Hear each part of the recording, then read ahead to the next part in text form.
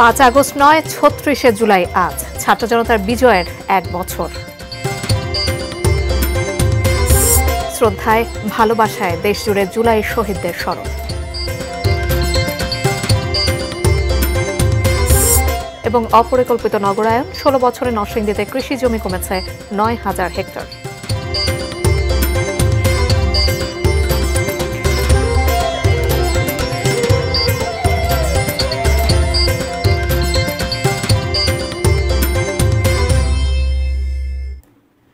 দেখছেন এটি নিউজ। দেশের খবরে আপনাদের সবাইকে আমন্ত্রণ জানাচ্ছি। আমি জান্নাতুন নাহার জাকিয়া। এতক্ষণ নাসিফ রোড গ্লাসের সৌজন্যে সংবাদ শিরোনামগুলো শুনছিলাম। ছাত্র জনতার অভ্যুত্থানের মাস জুলাই নিয়ে আমাদের বিশেষ আয়োজন যে মাস ৩৬ দিনের। বিস্তারিত আজ ঐতিহাসিক 5 আগস্ট। ছাত্র জনতার সফল গণ অভ্যুত্থানের মধ্য দিয়ে সেদিন দেশ ছেড়ে পালিয়ে যান পতিত সরকার প্রধান শেখ হাসিনা। সাবেক এই প্রধানমন্ত্রীর কার্যালয় গণভবন দখল করে বিজয় উল্লাস করেছিল ছাত্র জনতা। ইতিহাসে এই দিনটির নাম হয়েছে ৩৬ জুলাই। আবুল কালাম আজাদের রিপোর্ট। প্রায় 16 বছরের অপশাসনের পুঞ্জীভূত ক্ষোভ, বৈষম্য বিরোধী ছাত্র আন্দোলনের মার্চ টু ঢাকা কর্মসূচিতে গেল বছরের 5 আগস্ট আগুনে ঘি ঢেলে দেয়। সেদিন সকাল 11টা থেকেই লাখো ছাত্র জনতা রাজধানীর প্রাণকেন্দ্রের দিকে ছুটে যায়। উত্তরায় সেনাবাহিনীর ব্যারিকেড ভেঙে অগ্রসর হয় সামনের দিকে। শনিরাখড়া যাত্রাবাড়ি দিয়েও বানের পানির মতো কয়েক লাখ মানুষ গণভবন প্রধানমন্ত্রীর কার্যালয়ের দিকে এগিয়ে চলে। সিনিয়র অফিসার আমাকে বললেন যে উত্তরা থেকে 5 লক্ষ লোকের মতো রওনা দিয়েছে। দুপুরের আগেই জনস্রোত পতিত সরকার প্রধান শেখ হাসিনার তখনকার বাসভবন গণভবনের কাছাকাছি দূরত্বে আগারগাঁওয়ে চলে আসে। তখন তাকে কুর্মিটোলা বিমান ঘাঁটিতে নেওয়ার পরিকল্পনা বাদ দেয় তার নিরাপত্তায় নিয়োজিতরা। শেখ হাসিনা ও তার বোন শেখ রেহানাকে দ্রুত তেজগাঁও পুরাতন বিমানবন্দরে নিয়ে যাওয়া হয়। সেখান থেকে হেলিকপ্টারে ভারতে পালিয়ে যান তারা। বন্যার পানির মতো মানুষ আসা, এটাকে কি ঠেকাতে পারবে কিনা? আর এই ঠেকাতে গেলে যদি না পারে সেখানে তো সবাই মারা পড়বে। শেখ হাসিনার পলায়নের খবরটি সেদিন দুপুর 1টার দিকে প্রথম প্রচার করে আন্তর্জাতিক গণমাধ্যম এএফপি। তথ্য ক্রস চেক করার পরও আরও বেশি নিশ্চিত হওয়ার জন্য সে সময় প্রায় 1 ঘন্টা উদ্বিগ্ন ছিলেন এএফপির তখনকার ব্যুরো প্রধান শফিকুল আলম। যদি হেলিকপ্টারটাতে আবার ফিরে আসে, এখানে আবার ল্যান্ড করে সে যদি আবার ইয়েতে আসে, হ্যাঁ, তাতে সেক্ষেত্রে তো আমার এই নিউজটা তো হলো মিথ্যা হয়ে যেতে পারে। চোখে কান্না আসতেছে। একে তো হচ্ছে স্বৈরাচার পালিয়েছে, আর একটা হচ্ছে যে আমি যে টেনশনে ছিলাম সেটার বিষয়। গণমাধ্যমে সংবাদটি প্রচার হওয়ার পরই সাবেক প্রধানমন্ত্রীর কার্যালয়ে গণভবন সংসদ ভবন দখলে নিয়ে বিজয় উল্লাস করেন লাখো ছাত্র জনতা। তারা স্মরণ করিয়ে দেন এসব স্থাপনা কারো ব্যক্তিগত সম্পদ নয়, রাষ্ট্রের জনগণের। তো উনি ফোন দিচ্ছেন যে এরে গুলি করো, লেথাল উইপেন ইউজ করো, হেলিকপ্টারেতে গুলি করো। কোথা থেকে দিচ্ছেন? ওগুলোরই তো প্রতীক, তার পাওয়ারের সিম্বল ছিল ওগুলো। মানুষের এমন স্বতঃস্ফূর্তভাবে ঘর থেকে বেরিয়ে আসার পেছনে কি কারণ? জনগণের মিনিমাম ডিগনিটি ছিল না। ইলেকশন করার, ভোট দেওয়ার রাইটই তো নেই, কিছু রাখে নাই। আপনাকে একটা স্লেভ বানিয়ে, দাস বানিয়ে রেখে দিয়েছে। কি শেখ পরিবারের আপনি দাস, স্বৈরাচারতন্ত্র চালাবেন, এটা হবে না। মানুষ জাগবেই। Abul Kalam Azad, ATN news, Dhaka. জুলাই যোদ্ধাদের স্মরণ ও শ্রদ্ধা নিবেদনের মধ্য দিয়ে দেশজুড়ে উদযাপিত হচ্ছে জুলাই গণ অভ্যুত্থান দিবস। আলোচনা সভা, সংবর্ধনা ও বিজয় র্যালিতে মুখর সারা দেশ। প্রতিনিধিদের ছবিতে গণ অভ্যুত্থান দিবসের নানা আয়োজন।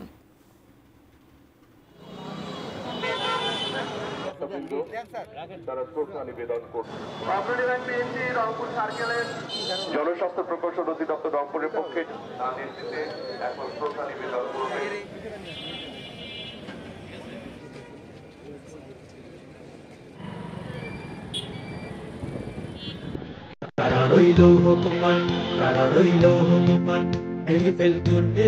রক্ত জমাট শিকল পূজার পাষাণ বেদি। ওরে ও তরুণ নিশান, ওরে ও তরুণ নিশান, বাজা তোর প্রলয় বিশান, ধ্বংস নিশান গুরুপ আছে বেদি। কারা রইল কপাল, কারা রইল কপাল, গাজনের বাজনা বাজা, কে মালিক দেশে রাজা। গাজনের বাজনা বাজা, কে মালিক দেশে রাজা। স্বাধীন মুক্ত স্বাধীন সত্য কেনে, আহা পাইতে হাসি, আহা পাইতে হাসি। ভগবান করবে ফাঁসি, সর্বনাশী শিখাইয়ে হিংসুকে রে। কারা রইল কপাল, কারা রইল কপাল, ভেঙে ফেল তোর রেলুপাটে রক্ত জমাট শিকল পূজার পাষাণ বেদী ওরে ও তরুণ নিশান ওরে ও তরুণ নিশান বাজা তোর প্রলয় বিশান ধ্বংস নিশান গুরু প্রাচীর প্রাচীর ভেদী। কক্সবাজারের অভিজাত একটি হোটেলের সাবেক মার্কিন রাষ্ট্রদূত পিটার হাসের সঙ্গে জাতীয় নাগরিক পার্টির শীর্ষ নেতারা বৈঠক করেছেন বলে গুঞ্জন রয়েছে। বলা হচ্ছে দলের 4 গুরুত্বপূর্ণ নেতা নাসিরউদ্দিন পাটোয়ারি, হাসনাত আব্দুল্লাহ, সার্জিস আলম ও তাসনিম জারা এতে উপস্থিত ছিলেন। তবে বৈঠকের বিষয়টিকে গুজব ও অপপ্রচার বলে নিজের ফেসবুক পেজে পোস্ট দিয়েছেন জাতীয় নাগরিক পার্টির মুখ্য সমন্বয়ক নাসিরউদ্দিন পাটোয়ারি। এনসিপির এই 4 নেতা কক্সবাজারে ঘুরতে গেছেন বলে দাবি করেছেন, তবে এই সম্পর্কে আনুষ্ঠানিক কোনো বক্তব্য দেয়নি এনসিপি। এদিকে এই বৈঠকের খবর ছড়িয়ে পড়লে স্থানীয় বিএনপির নেতাকর্মীরা ইনানির ওই হোটেলের সামনে বিক্ষোভ করেন।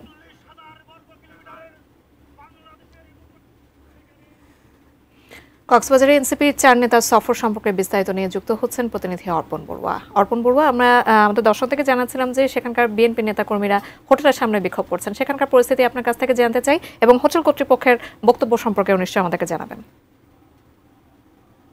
আমি কক্সবাজার বিমানবন্দরের সামনে অবস্থান করছি। সকাল 11টার সময় তারা কক্সবাজার বিমানবন্দরে এসে পৌঁছান ঢাকা থেকে। পরবর্তীতে এখান থেকে একটি গাড়ি যোগে তারা ইরানির একটি অভিজাত হোটেল রয়্যাল টিউলিপে গিয়ে পৌঁছান।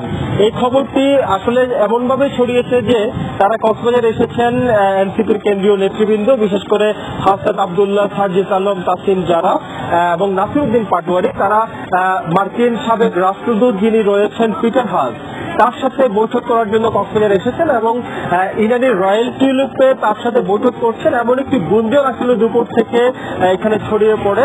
এই গুঞ্জনটি ছড়িয়ে পড়ার পর বিএনপি নেতাকর্মীরা রয়্যাল টিউলিপের সামনে গিয়ে বিক্ষোভ করছে এবং তারা স্লোগান দিচ্ছেন সেখানে। এই মুহূর্তে আমরা কক্সবাজার বিমানবন্দরের সামনে অবস্থান করছি। আমরা জানতে পেরেছি যে তারা আসলে বিকেল বেলা নাগাদ এখান থেকে প্রস্থান করতে পারেন কক্সবাজার থেকে এবং ঢাকা যেতে পারেন। এই ধরনের একটা খবর আসলে আমরা ইতিমধ্যে পেয়েছি। আরেকটি বিষয় জানিয়ে রাখতে চাই, ইতিমধ্যেই নাসিরউদ্দিন পাটোয়ারি এনসিপির যিনি শীর্ষ নেতা রয়েছেন তিনি গণমাধ্যমের কাছে দাবি করেছেন তারা কক্সবাজার ভ্রমণ করার উদ্দেশ্যে এসেছেন, এখানে কোনো বৈঠক করার জন্য তারা এখানে আসেননি।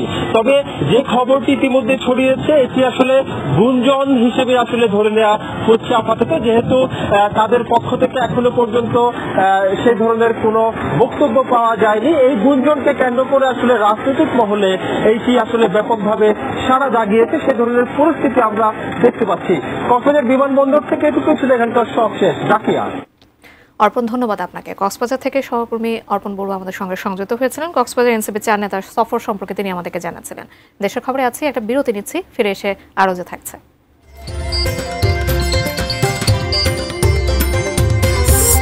22শে শ্রাবণ কাল রবীন্দ্র প্রয়াণ দিবসে কোনো আয়োজন নেই শিলাইদহে।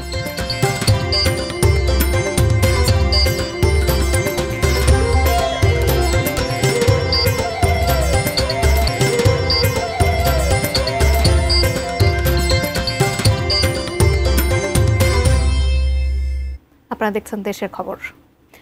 জুলাই গণ অভ্যুত্থানে সরকারি ছুটি থাকায় বেনাপোল বন্দর দিয়ে আমদানি রপ্তানি সহ সকল কার্যক্রম বন্ধ রয়েছে। সকাল থেকে বেনাপোল বন্দর দিয়ে ভারত বাংলাদেশের মধ্যে কোনো রকম আমদানি রপ্তানি হয়নি। দুদেশের বন্দর এলাকায় আটকা পড়েছে শত শত পণ্যবাহী ট্রাক, যার অধিকাংশই বাংলাদেশের শতভাগ গার্মেন্টস শিল্পের কাঁচামাল। বেনাপোল স্থলবন্দরের ডেপুটি পরিচালক মামুন কবির তরফদার জানান, সরকারি ছুটি থাকায় বেনাপোল পেট্রাপোল বন্দর দিয়ে আমদানি রপ্তানি বাণিজ্য সহ বন্দরের সকল কার্যক্রম বন্ধ রয়েছে। তবে এই সময়ে ভারতীয় খালি ট্রাকগুলো সেদেশে ফেরত যেতে পারবে।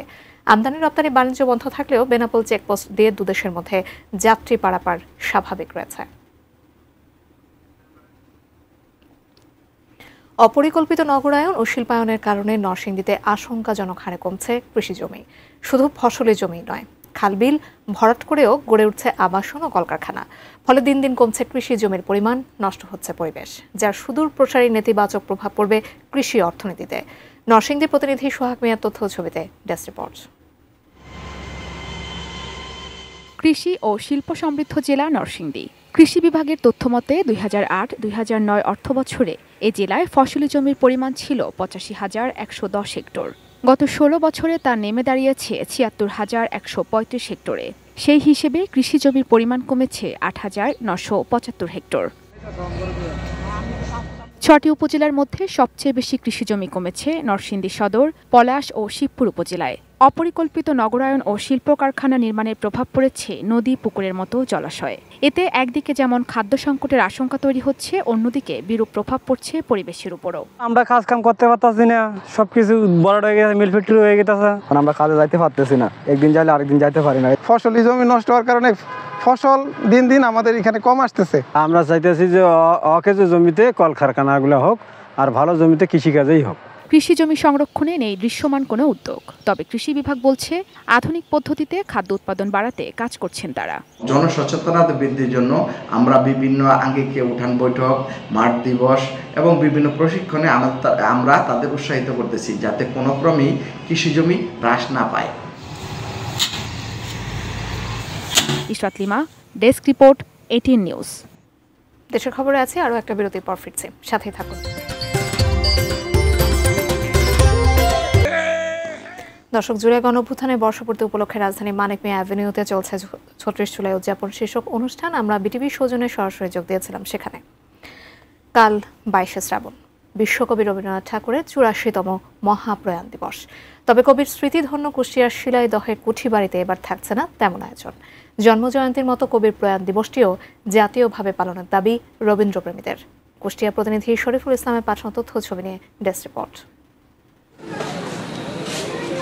রবীন্দ্রনাথ শিলাইদহ কুঠিবাড়িতে ছুটে এসেছেন বারবার। জমিদারি দেখাশোনার ব্যস্ততার মাঝেও থেমেছিল না তার সৃষ্টিযাত্রা। পূর্ববঙ্গের মায়াবী প্রকৃতির কোলে বসে রচনা করেছেন কালজয়ী সব কবিতা, গল্প। যে গীতাঞ্জলি কাব্যে তিনি নোবেল পেয়েছেন, তার অধিকাংশ কবিতাই শিলাইদহে লেখা। প্রতি বছর এখানে কবির জন্মবার্ষিকী খুব ধুমধামে পালন করা হয়, কিন্তু প্রয়াণ দিবসে আয়োজনে ঘাটতি কবির ভক্তদের হতাশ করে। আমরা চাই আর কি যে রবি ঠাকুরের মৃত্যুবার্ষিকীটাও যেন তার জন্মবার্ষিকীর মতো সুন্দর করে উদযাপন করা হোক, আর আমরা যাতে এসে একটু ঘুরে যেতে পারি।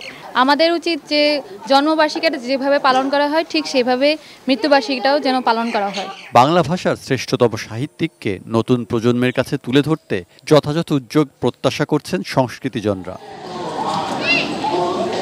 তবে কবিগুরুর প্রয়াণ দিবসে কোনো আয়োজন না থাকলেও পরদিন বিকেলে স্থানীয় প্রশাসনের আয়োজনে ঘরোয়া পরিসরে অনুষ্ঠানের আয়োজন রয়েছে বলে জানিয়েছেন কুঠিবাড়ির কাস্টোডিয়ান। আমাদের ৭ তারিখ ৩টায় আমাদের প্রোগ্রাম শুরু হবে, সম্ভবত আর কি। এখানে আলোচনা সভা আর একটু cultural program. Saikat Dasgupta, desk report, ATN news. ৩৭ বছর পর আবার বাংলাদেশের পতাকা উড়ল ইংলিশ চ্যানেলে। দীর্ঘ ৩৩ কিলোমিটার সাগরের ঠান্ডা পানি আর কঠিন চ্যালেঞ্জ পেরিয়ে ইংলিশ চ্যানেল জয় করেছেন বাংলাদেশের ২ সাঁতারু মাহফিজুর রহমান সাগর ও নাজমুল হক হিমেল। এই অর্জনে কিশোরগঞ্জের হাওর পাড়ের ছেলে হিমেলের বাড়িতে আনন্দের বন্যা, গর্বিত জেলাবাসীও। কিশোরগঞ্জ প্রতিনিধি শফিক আদনানের পাঠানো তথ্য ও ছবি নিয়ে ডেস্ক রিপোর্ট। ঠান্ডা পানি, প্রতিকূল স্রোত আর জেলিফিশে ভরা ৩৪ কিলোমিটারের বিপদসংকুল সাগরপথ। এবার সেই ইংলিশ চ্যানেল জয় করলেন দেশের ২ কৃতী সাঁতারু মাহফিজুর রহমান সাগর ও নাজমুল হক হিমেল। ২৯ জুলাই বাংলাদেশ সময় সকাল 8:30টায় এবং যুক্তরাজ্যের স্থানীয় সময় রাত 2:30টায় তারা এই দুরূহ অভিযান শুরু করেন। সফলভাবে শেষ করেন টানা 12 ঘন্টা 20 মিনিট সাঁতরে। ৩৭ বছর আগে ব্রজেন দাস ও মোশাররফ হোসেন খান যে পথ দেখিয়েছিলেন, সেই পথেই গত 29 জুলাই হিমেলরা যুক্ত করলেন আরেকটি গৌরবময় পালক। যখন আমরা ফিনিশিং পয়েন্টে গেলাম তখন একটু কঠিন চ্যালেঞ্জ ছিল, কি হতে যাচ্ছে, কারণ ওই সময়টা ছিল সবচেয়ে কঠিন একটা চ্যালেঞ্জের মুহূর্ত। তো ওই মুহূর্তের যে একটা ভাষা, ওইটা বোঝানোর কোনো ইয়া নেই। বাবার হাত ধরে সাঁতার শুরু নিকলির সন্তান হিমেলের। বাবা আবুল হাশেম ছিলেন জাতীয় দলের সাবেক সাঁতারু ও কোচ।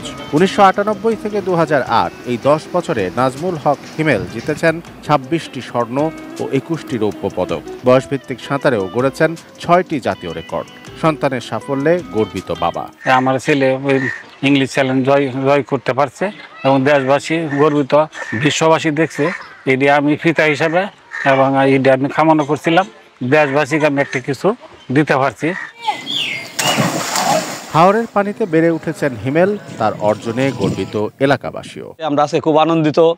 হিমেল ভাই এই নিকলি নদীর থেকে সাঁতার কাটা আজকে বিশ্বজয় করছে। বাংলাদেশ সুইমিং ফেডারেশনের ইতিহাসে 2 বছর টানা রানার্স আপ হয়েছি আমাদের নিকলি সাঁতারুরা। এটা আমাদের জন্য অনেক কিছু। যেখানে একটি সুইমিং পুল পর্যন্ত নেই, সেখানকার ছেলেরা হাওরে পুকুরে সাঁতার শিখে দেশের জন্য সম্মান বয়ে আনছেন বিশ্ব দরবার থেকে, যা অনুপ্রেরণা যোগাবে এদেশের মানুষকে। আমরা অচিরেই সাঁতারুদের সম্ভাবনা বাস্তবে রূপ দেওয়ার জন্য উদ্যোগ গ্রহণ করব। আমরা ইতোমধ্যেই সাঁতারুদের জন্য সুইমিং পুল নির্মাণের জন্য 4 একর জায়গা নির্ধারণ করেছি। এটা বাস্তবায়িত হলে নিকলিতে আরও হিমেল তৈরি হবে। Shamsul Arefin, desk report, ATN news. এ ছিল দেশের খবরের সাথে থাকার জন্য ধন্যবাদ সবাইকে।